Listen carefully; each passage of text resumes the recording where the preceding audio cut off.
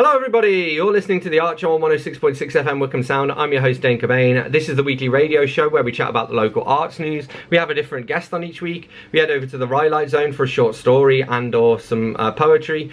We catch up with Twangling Jack Ford in the Yuck Shed for a weekly album review, and we play local, unsigned and or independent music. As always, you can reach out to me here at the studio by dropping me a line on dane.cobain@wickhamsound.org.uk. That's dane.cobain@wickhamsound.org.uk. I'm particularly keen to hear from poets, performers, musicians, people with MP3s to share, potential guests, etc. Don't hesitate to get in touch. You can also find us on Facebook. If you search for The Art Show on Wickham Sound, you should be able to find us. And we are repeated on Wickham Sound on Monday nights. We're on the Wickham Sound Listen Again, iTunes, Spotify, and wherever else you get your podcasts. So this week we're going to be chatting to Goodnight Vincent, but before we do that, we're going to head over to the Rye Zone. This is a short story called Borrowed by myself, Dane Cobain. It is available in my collection Scarlet Sins, which is now which is available in paperback and ebook online. So this is Borrowed. Am I speaking to Mr. Howard? The voice rang with electronic modulation, sinister and almost comically demonic. The middle-aged businessman pinched the bridge of his nose and answered, "That's me. How can I help you today?" He drummed his pudgy fingers on the desk and daydreamed of nights of passion with minor celebrities. "I have your wife and child. I want you to listen very carefully to what I'm about to say." Howard felt the prickle of cold sweat on his collarbone, and his face changed through a dozen shades of violet. "If you hurt them, I'll hunt you down and kill you."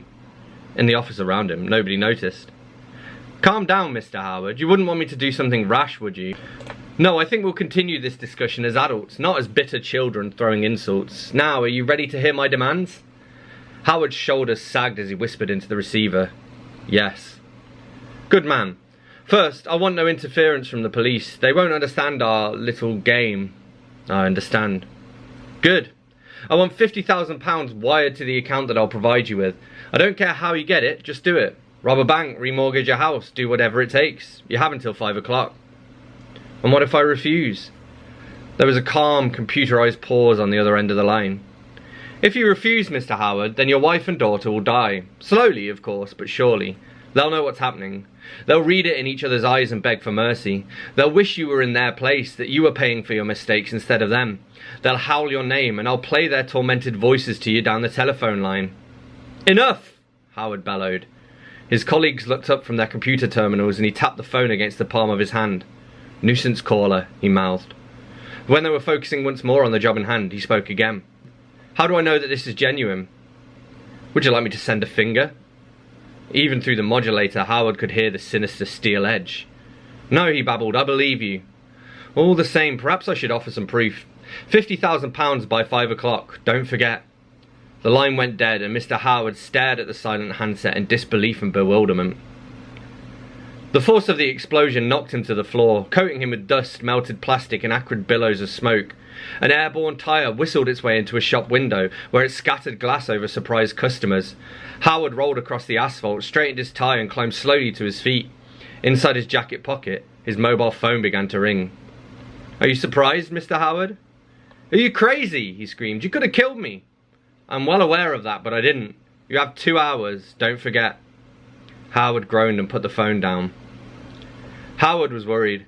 It had been 3 hours since the last call, and he'd made the drop as promised. Every time a car whizzed past or a train rattled by, he felt pangs of paranoia and the greasy hands of fear on the nape of his neck. Then it came. "Hello, Mr. Howard." "You he shouted. "I gave you your money, so where are my wife and daughter?" "You behaved yourself admirably up until now. Don't let yourself down at the end. They're at your house. Better hurry, though." Cursing, he threw the mobile phone to the floor and dived into his car, racing through the busy streets like a stuntman. When he pulled into the quiet cul-de-sac with a screech of rubber on asphalt, he saw billowing flames ripping through the living room. With a cry of rage and anguish, he kicked the porch door open and grasped the door handle.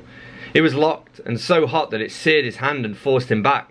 In desperation, he ripped his shirt from his aching shoulder and wrapped it around his hand, then let himself in with a refreshingly cool key. It was like a war zone. Napalmed furniture roared at him and covered him in soot and carbon monoxide. He screamed his child's name and was rewarded with a lungful of smoke and silence. Then he saw her, tied up with tape over her mouth, collapsed across her mother. Neither one was moving. Howard's lungs roared in protest and his burnt hand throbbed and stung as he struggled with their bonds. With an almighty effort, he loosened the knots and scooped his daughter up in his arms. Fighting his way back through the smoke and steam, he collapsed on the threshold and was dragged to safety by the fire brigade. "You don't understand," he gasped, slipping in and out of consciousness. "My wife, she's still in there." "It's a suicide mission," they told him. "Nobody could survive in there. Your child is with the paramedics now and the odds are good, but you were damn lucky to get her when you did." "I'm sorry, sir." Howard took a deep breath of clean air and wailed from the bottom of his badly burned lungs, then collapsed as he allowed the darkness to take him. "Mr. Howard, you have a visitor." He groaned, immobile in his hospital bed. From the corner of his eye he could see a shadow on the visitor's seat. Whoever they were holding a bouquet of flowers. "Hello, Mr. Howard." His insides turned to jelly as the androgynous voice attacked him like a nightmare made flesh. "How are you feeling?" He groaned again and tried to move, but the morphine overpowered him. "I'm going to level with you, Mr. Howard," the visitor said. 2 days ago, I was given 48 hours to make good on some debts. The people I owed money to were, well, let's just say that if you cross them, they don't let you live. So I came up with our little game." In the bed, Mr. Howard whimpered. He tried to speak, but the drugs had relaxed his vocal cords and he couldn't force the words out.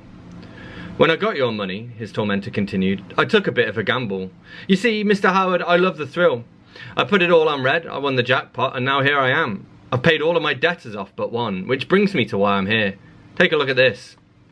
With a painful thud, a leather satchel landed on the burned man's lap. A deft pair of hands opened it up and threw a wad of cash towards him. Howard tried to focus through the opiate. Those hands, were they male? Female? Who knew? The hostage taker whistled. "There must be £50,000 there," they said. "That's a lot of money. Just think about what you could do with that. Life is just a game, Mr. Howard. Remember that." And then the shadow was gone, and Howard's befuddled brain raced with turmoil. As the lights dimmed and he swam back into the void, he thought of his wife, burned to a crisp inside the morgue, and his daughter, wired up in intensive care. A tear trickled down his cheek. "Life is just a game," he murmured. That was Borrowed by myself, Dane Cobain. You're listening to The Art Show on 106.6 FM Wickham Sound, and this is Andrew Cobain with A Part We Felt. The waves they came on the seventh day. The waves they washed it all away now. I saw you there, just standing bare. No longer life in your eyes.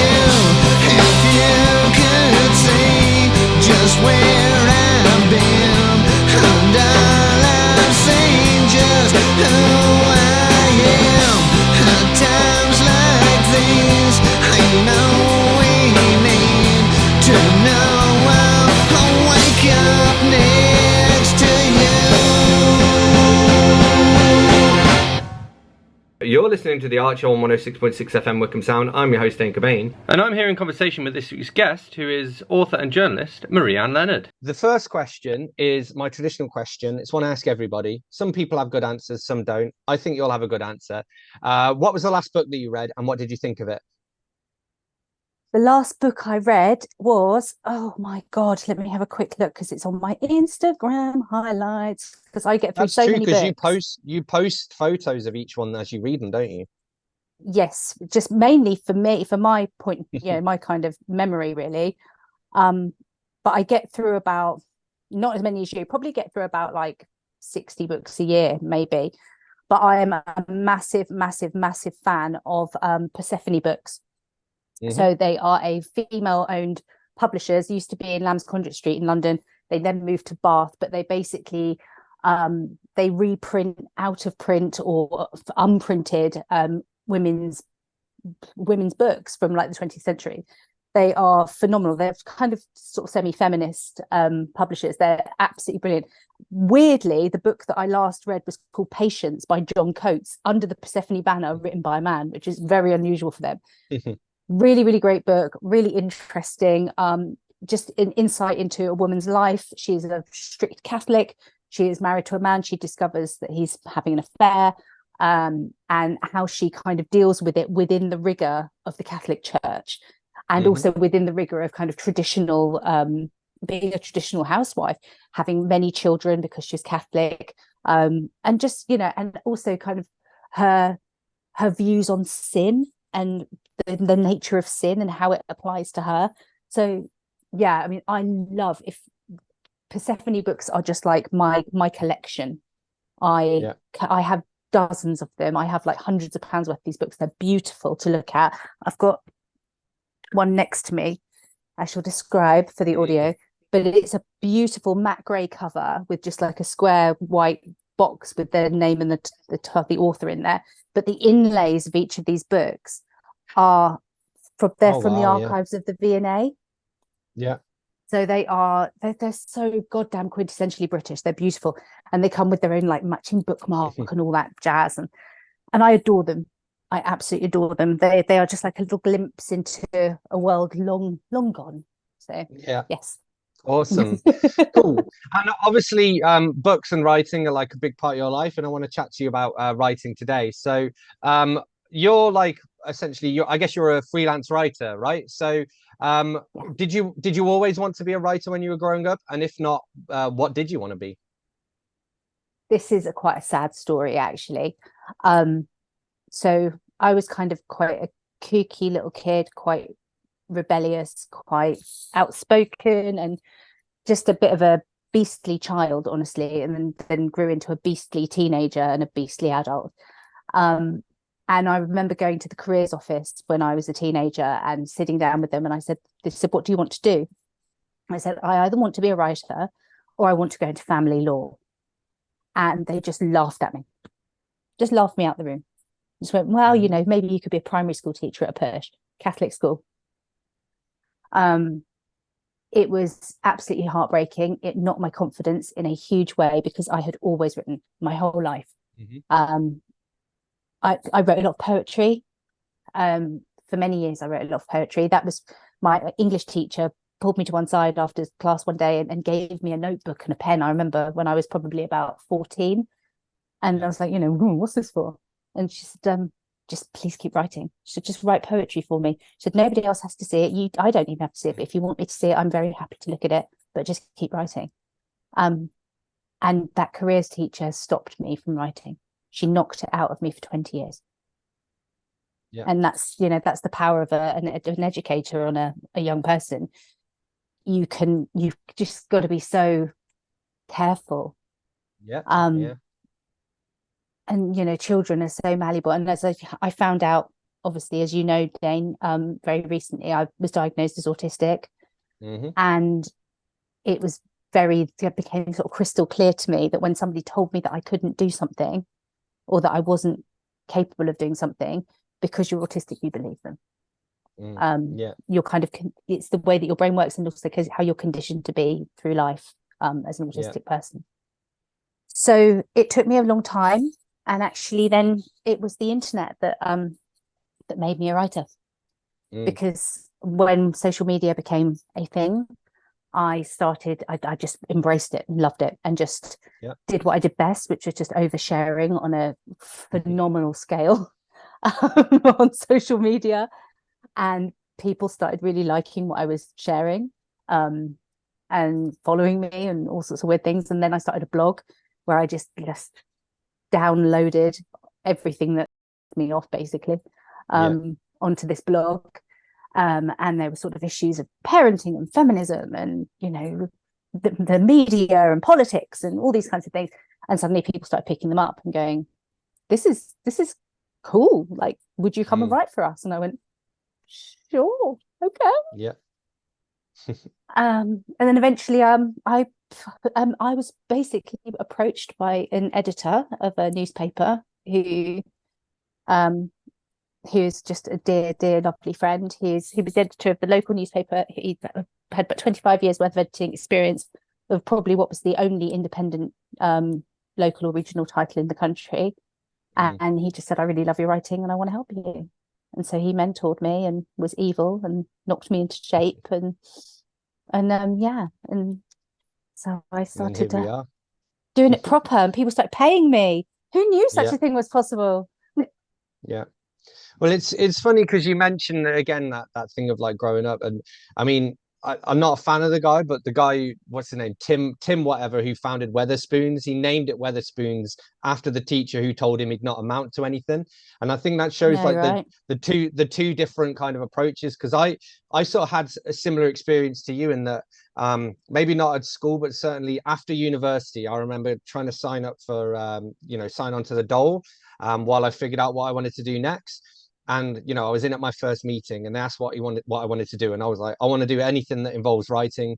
And they were basically saying, oh, well, there are openings at Asda where you could go and stack some shelves. And while I was there in the Dole office, I got a phone call, which was inviting me to the interview for the job I later got that moved me down here and was my first writing job. But I've been very much like the opposite of like, right, well, people say I can't do this, I must prove them wrong, to the point at which I'm probably easily manipulated. All somebody has to do is say, I bet you can't do that, and I'll go off and do it just to prove that I can, and it'll be what they wanted me to do, you know. So I think there are certainly those sort of two different schools of thought. It's but very I wanted much an autistic thing. People tell you can't do stuff all the time, even when you're undiagnosed, just naturally, because the way you are, you get told, you spend your whole life being in deficit of certain qualities, and you're told that you're in deficit of certain qualities.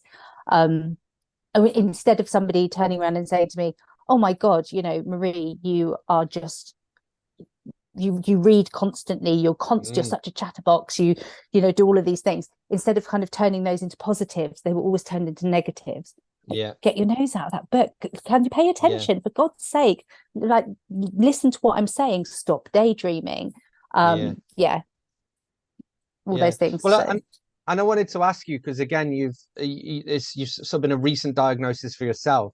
I wondered what you can, like, what do you wish people knew more about, or you know, autism, autistic people, and I guess like not neurodivergence in general.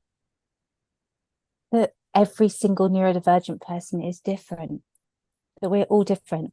So every couple of weeks, I hang out with a big group of autistic women, and every single one of us is entirely different in the things that we can cope with, in the things that we are capable of, in our personalities, the things we love, the things we hate, the way we present ourselves, whether we speak or not, we don't speak, you know, all of these things.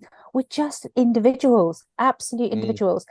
And so, you know, tarring neurodivergent people with the same brush as such, which is an awful expression, is really, really unhelpful, because and stereotypes generally are, you know, across the board are unhelpful, obviously, but it is really, really difficult. You know, we were talking today, one of the things that we agreed on today was the look that you get when you disclose that you're autistic. And I get this quite a lot, because when you are talking to kind of medical people, for example, or anybody where it's really important that they know that you are have a different neurotype to them, but also autism comes with lots of other medical things as well, so you do have to disclose from time to time. And you get this one of two things. You get this like either tilt of the head to the side where they go, what? Like looking at you as they're trying to look and find the autism. Which is, it sucks in a big way because I'm highly masking. I don't present, autistic in the way that we are taught that autism presents. Or they look horrified and scared because the media tells you that autistic people are volatile. We push people off rooftops, don't you know? We attack, we have sudden meltdowns, and we're terrifying. And we're really not. You know, some people do have big meltdowns. Some people do push people off roofs. That doesn't not because they're autistic, probably because they've got like mental health issues. That's true of people in general. Yeah. So that's what I really love people to know about autistic people generally, autistic women as well. Like, if you'd have seen this group of us today, phenomenally cool, very, very bright women, very caring women, very funny women. And if you'd have kind of seen us all together in a group, you'd have just thought, well, there's a load of girls having a time. Yeah. You wouldn't have thought, oh gosh, look, there's a group of autistics, scary. Yeah. It's just how it is, Thank God, we write, we create. Yeah, cool. Well, and going back to writing and your sort of life as a freelancer, how does freelance life suit you, and what are the biggest benefits and also the biggest drawbacks? And I suppose we kind of touched on these a little bit before we started the interview as well. Yeah. I mean, the biggest drawbacks is, I just can't say no. Because you all constantly, and you'll understand this, Dane, always in the back of your head when you're a freelancer is when it could all go wrong tomorrow. It could all go to pot, but that could happen in any job. But for some reason, that sense is just far more pronounced when you're freelance. That sense of risk is always kind of like sitting on your shoulder, that it could all go horribly wrong, and all of your clients will suddenly wake up in the morning and go, "Hey, I hate them," and just ditch you. And that hasn't happened so far, and it's been a few years now. So, but that's a scary thing. And if you're crap at money management, that can be, get a good accountant. Basically, I've got the most phenomenal accountant, and I couldn't live without her, because I can barely add up.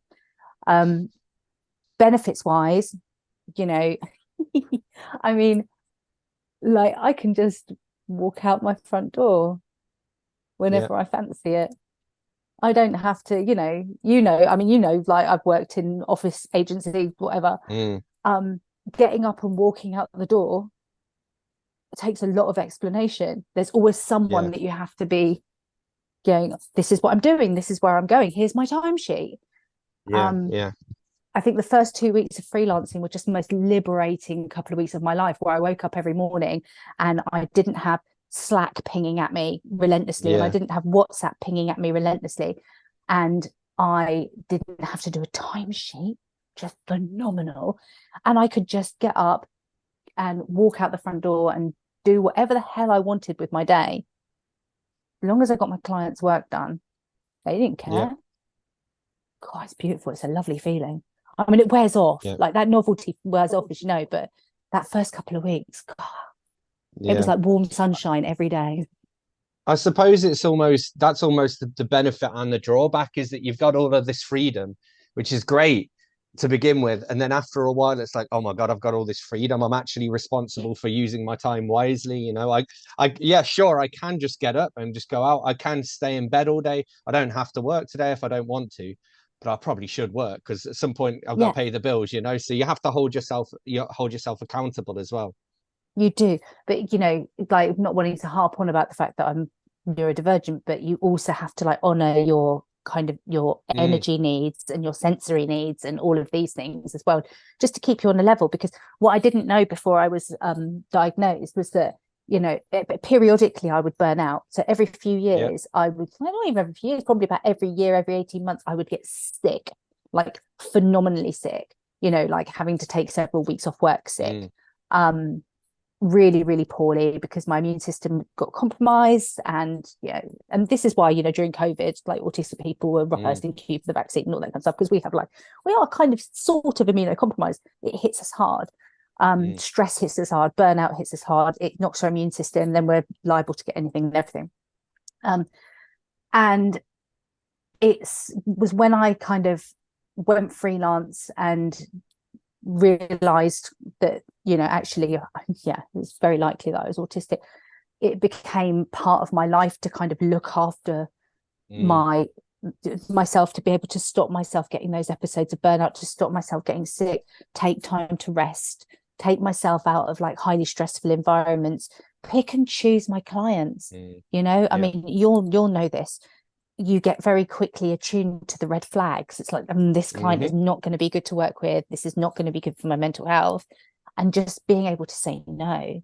So freelancing in that respect has been like an absolute revelation in terms of kind of my physical and my mental health. It's, highly recommended in that respect.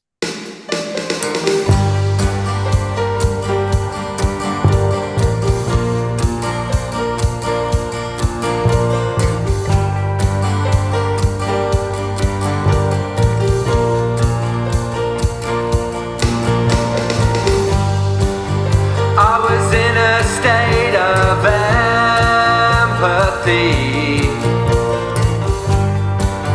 All I cared about was everyone else.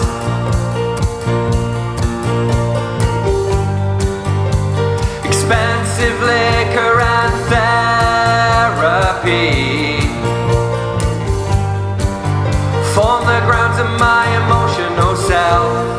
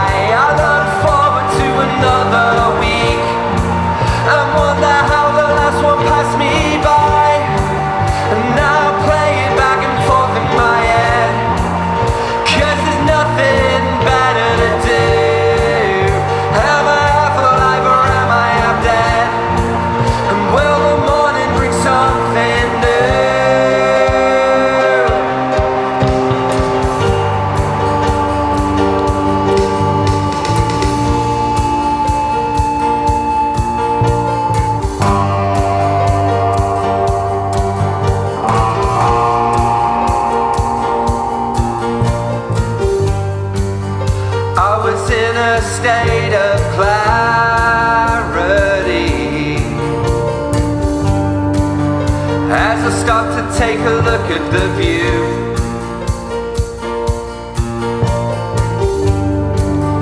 Haven't seen the state of humanity.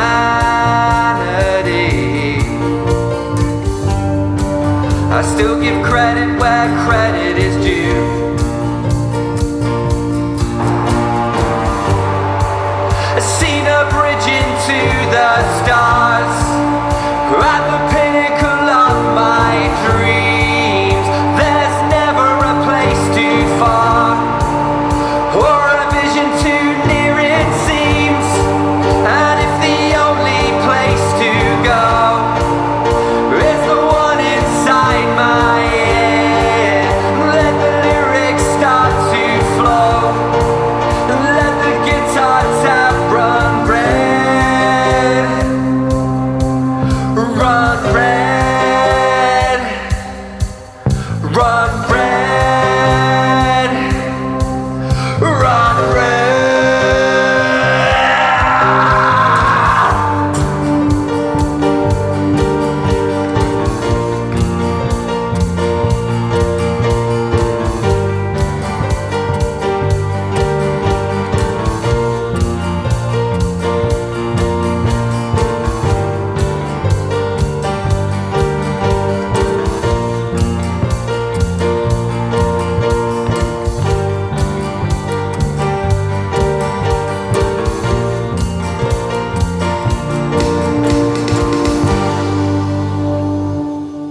You're listening to The Archer on 106.6 FM Wickham Sound, and I'm rejoined in conversation now by Marie-Anne Leonard.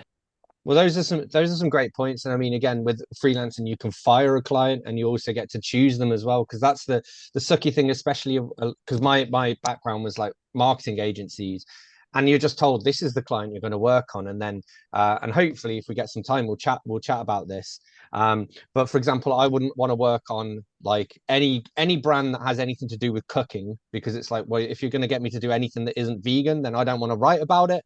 Like gambling, I avoid that. Like, so there are you can have your red flags of where, okay, I'm not going to work on these kinds of clients, which you don't get that choice when you work at an agency. But I mean, again, I don't have the neurodivergent point of view, but I do know certainly from like a mental health point of view, again, when you're working for another company, it's really hard to just turn around and say, look, I need to take a mental health day today. You end up just working through it because it's not worth the hassle. It's something that's hard to prove. You know, there's still a stigma attached to it as well. Whereas when you're freelance, you can literally, like, I'll do that. I'll just turn my phone off. And then the next day I'll probably will, like you mentioned, and you won't have Slack and Skype pinging. I do still have all those pinging from my clients, but I just turn them off. And then I go back the next day and I'm like, sorry, I had to take a day off. My classic is family emergency. The family emergency is almost always that I had a bad mental health day and just needed to take some time off. And most people I've practiced very, very healthy calendar management. I block out, there are, I don't start work until a certain time every day. I finish work religiously at a certain time every day. I always take a lunch break. I always make sure that I have time that I can just take a breath. And I've also actually started kind of drawing some quite cool boundaries with my clients as well. So I've been really open with my clients. And I've said to them, so team, I'm autistic. Can you please, be supportive of me in this? And there are certain things that it would be really, really helpful to have you do that would make my life a lot easier. And my clients have been phenomenal, actually. They've been so great. Just simple things, simple changes that they have been so accommodating. I've got one client, bless his heart, he is so lovely. Whenever he books a meeting, he will always make sure that he books a meeting with me in buildings that are easy to get to by bus, on the ground floor meeting rooms, and that are easy to access, because I'm so claustrophobic. And I won't go on tubes. I won't small windowless rooms. It set me off completely. Silly little things like that. But the fact that my clients will make a point of, when they want to spend time with me and have a meeting, that they will do those things, it means the world to me. It's worth its weight in gold. And again, that goes back to finding the clients that are right for you. Like if somebody won't be willing to make those concessions, especially when they're such small, simple things that they can do that will make a big difference, it's kind of like, well, there's the door, go and find yourself another writer. I mean, I think maybe we probably are quite privileged in that we can both do that. We can both turn down work if we need to. Not everyone is in that position where they can. But being able to do so certainly does then mean that you can find your tribe, and you can work for people where you like to work with them as well. It's not just a paycheck at the end of the day. And I'm finding myself, since my diagnosis, for various reasons, mainly for reasons of networking and being introduced to people and so on and so forth, that I'm doing a lot more in the DE&I space, because people are, I don't know whether it's because I'm approachable, or people don't realize that they know autistic people, or whatever it might be, but there's been an interest in in my perspective, in my point of view, with some clients. They want to talk to me about neurodivergence. They want to what it is that they should be doing for their people, what it means to be neurodivergent, and asking me to produce content around that. Which is, it's an absolute honor, because obviously there's no way on earth I could possibly speak for every neurodivergent person, but I can use my experiences and the things that I know about myself to, I don't know, help raise awareness, I guess. To start the dialogue, I guess, start the conversation and then leave it for other people to finish, Yeah, absolutely that. And it's being able to kind of say to my clients, well, actually, life for your neurodivergent employees would be so much easier if you just did this one tiny thing. Yeah. And then seeing them do it is just bloody brilliant, and knowing, and having your name put out there, like, being openly autistic is actually quite a bold move, because most people don't disclose, because it can be quite scary, and people do respond badly. But once you are out, people start to come to you. And I've now been in a situation where I have had people come to me and say, "You're the autistic lady, aren't you?" And I'm like, "Yeah, I am." Yeah, I am too. I just don't tell you. I'm like, "Oh, it's your heart." Yeah, because it's a tough old world out there. Yeah, no, for sure. Cool, awesome. Okay, so I'm conscious of time. I want to cover because you are a fellow vegan and a fellow non-drinker. What's behind those decisions? Health and mental health, generally. I stopped. Do you know what? Actually, I say health and mental health. I stopped drinking when I went freelance because, oh my God, being self-employed and hungover is like the worst thing ever. It's just a nightmare. You just can't do it. You just can't. You lack any sense of responsibility for the world, for anything you do in the world around you. When you've got a hangover, you just hide under your pillow. So a few months into freelancing, I started freelancing in the July. Brilliant summer, had the most fun. August particularly was super, super heavy. It was this party central, and of course I didn't have to go to work the next day because I'm a freelancer. And then I woke up on like the end of August and just went, oh my God, this is just too much. This is like, I feel like hell on earth. I'm going to have a sober September and just knuckle down. And my sober September turned into a sober October and a sober November. And then, 4 years later, I haven't had a drink since. That was one hell of a summer. Once you get through Christmas as well, it's like, well, that's the hardest thing to get through. So, now it's January, nothing's happening anyway. January's easy. There's nowhere to go, So Christmas, weddings, birthday parties, all of that kind of jazz. Once you've managed to get through it once, it gets easier. And you know what? There isn't a party in the world that it feels better than, waking up on a Sunday morning feeling like completely fresh as a daisy. And I mean, I go running on a Sunday morning, which is like the maddest thing. I do minimum 10k run, like trail run, every Sunday morning without exception, which and veganism's kind of tied in with all of that. It's just weirdly, again, veganism and my autism are actually like really, really strictly linked. When I was a kid, apparently, if they put a plate of meat in front of me when I was a child, I would sit there and painstakingly peel every striation of fat out of the meat until it went anywhere near me. Fat in any type. I can't touch raw meat. I've never been able to touch raw meat. It gives me the ick in a big way. So going vegan was a doddle. Absolute doddle. I never felt better. Like, you hear about all these people, cleaner fuel. I mean, you hear about these stories, don't you, every now and again, of some of this woman that she was like a ethical vegan and and she was so ill and she got lupus and she nearly died, and then somebody gave her a steak and all of a sudden she was amazing again. It's like, oh God, that's, isn't it? On the whole, it's usually because what they've done is they've gone vegan, but they've only eaten like Oreos or something. It's like, well, that's not a healthy diet. Exactly. you still got to eat a varied diet, otherwise you're gonna it's the same with any kind of change, I suppose, isn't exactly it? Not a B12 supplement to be seen.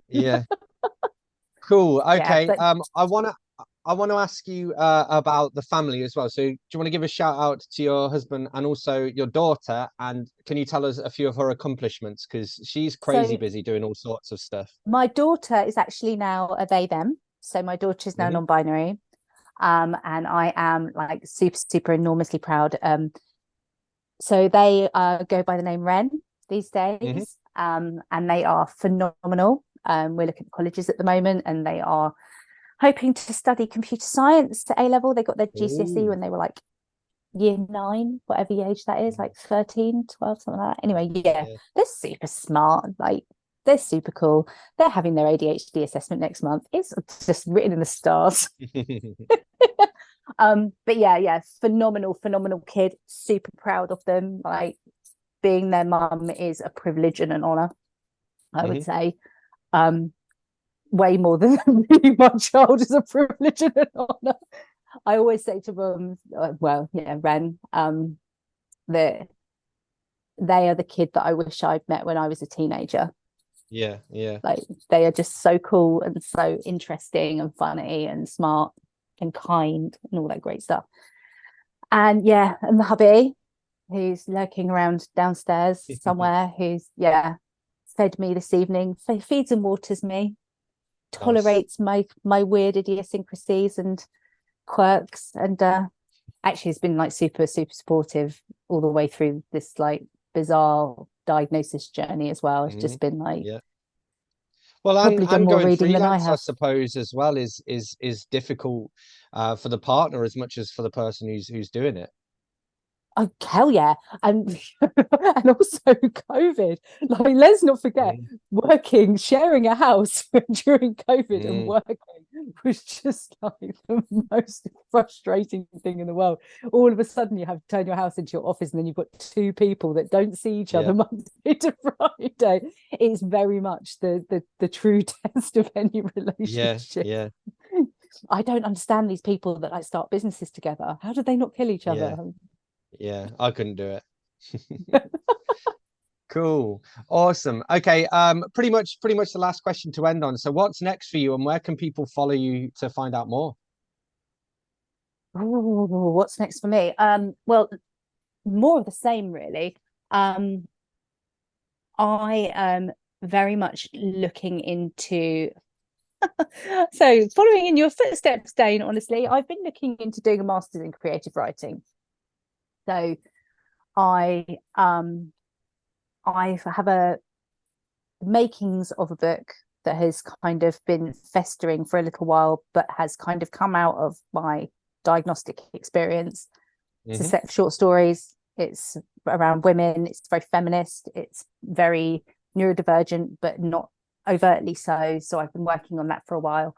I'm sort of in the process of kind of like interviewing people as a research piece for quite a lot of it, because it's an age as well as neurodivergence spectrum kind of piece. So it's all kind of it's horizontal, vertical.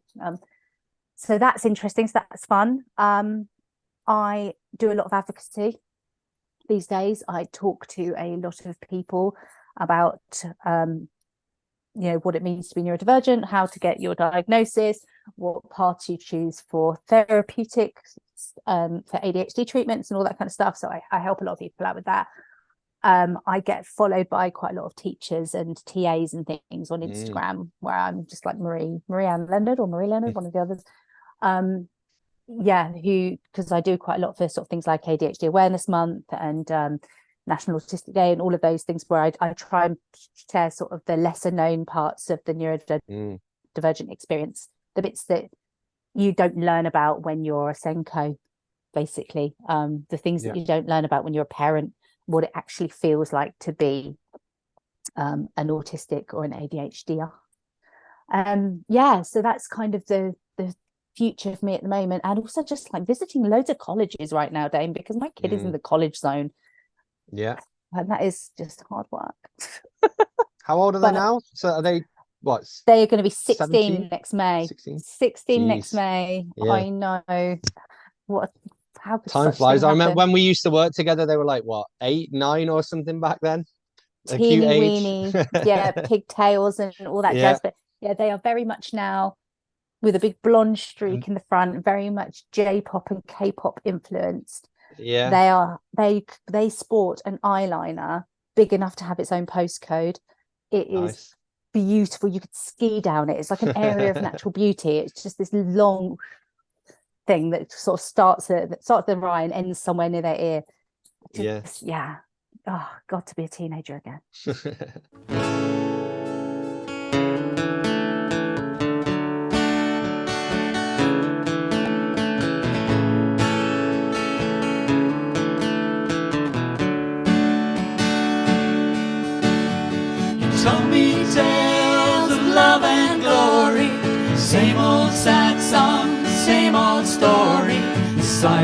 sings no lullaby, and no one knows but Lorelei. My castle's out of fairy tales, timbers shivered where once they sailed. The lost-seen men who caught her eye, and no one knew but Lorelei. River, river, have mercy, take me down to the sea. For if I perish on these rocks, my love no more I'll see. The thought of you in far-off places, puzzled over lipstick traces. So help me God, I will not cry. And then I think of Lorelei, travelled far and wandered wide. No photograph of you beside me. Old man Rivers, not so shy, he remembers Lorelei. River, river, have mercy, take me down to the sea. For if I perish on these rocks, my love no more I'll see. If I should float upon this stream to see you in my madman's dream, I'd sink into your troubled eyes, and no one knows that Lorelei. River, river, have mercy, take me down to the sea. For if I perish on these rocks, my love no more I'll see. If my ship which sails tomorrow should crash against these rocks, my sorrow, I will drown before I die. It's you I'll see, not Lorelei.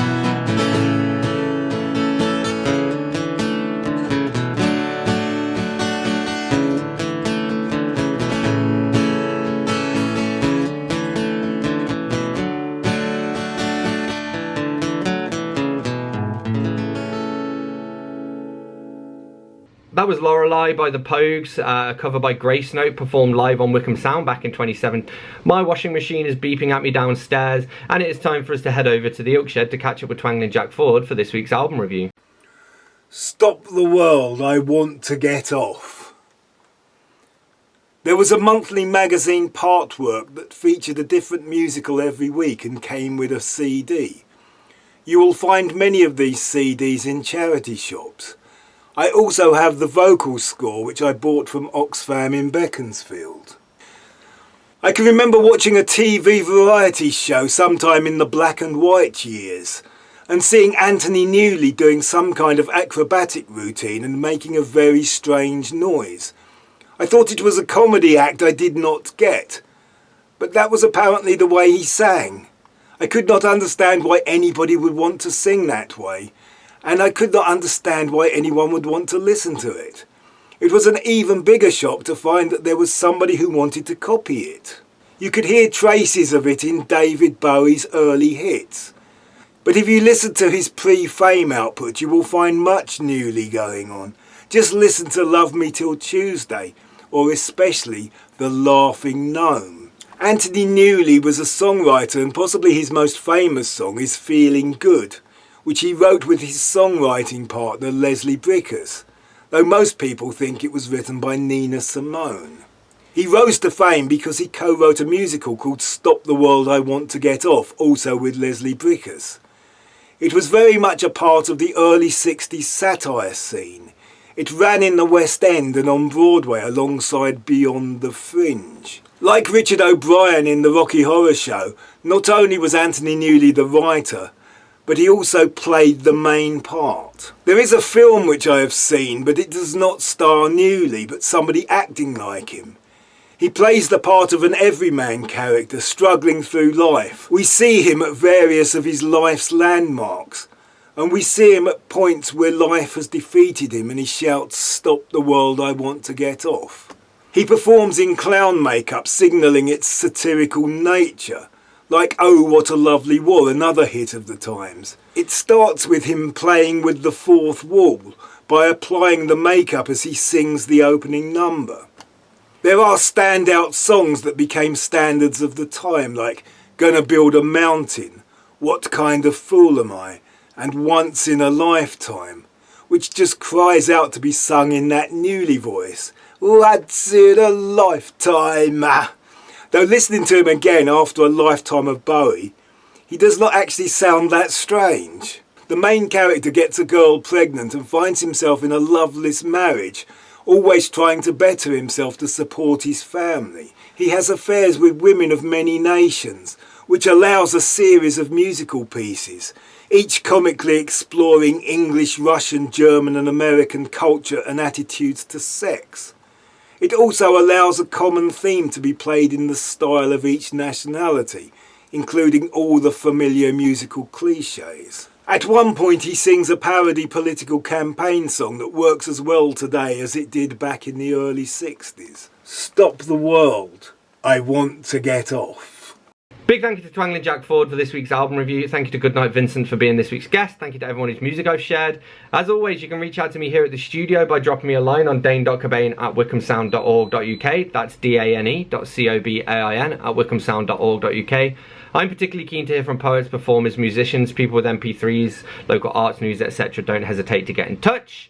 You can also find us on Facebook. If you search for The Art Show on Wickham Sound, you should be able to find us. And we are repeated on Wickham Sound on Monday nights, or on the Wickham Sound Listen Again, iTunes, Spotify, and wherever else you get your podcasts. So I'm going to leave you with one last tune, and this is Nick Coleman with Streets Ahead. I'll catch you next week.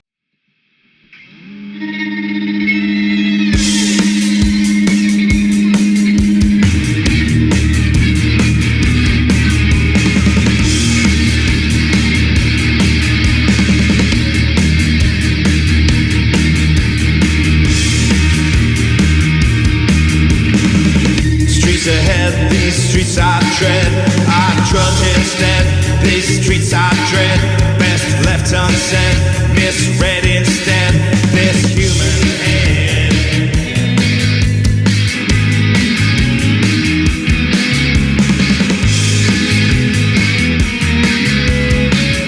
No jobs misled, no fixed homestead.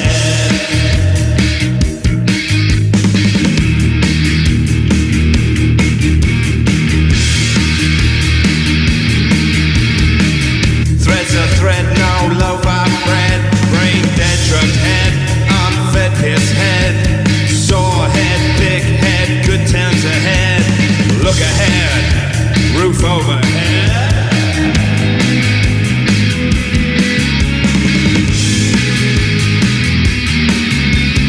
Redness, brick red, skinhead, he sees red. Woebegone, redhead, life gone on the riverbed.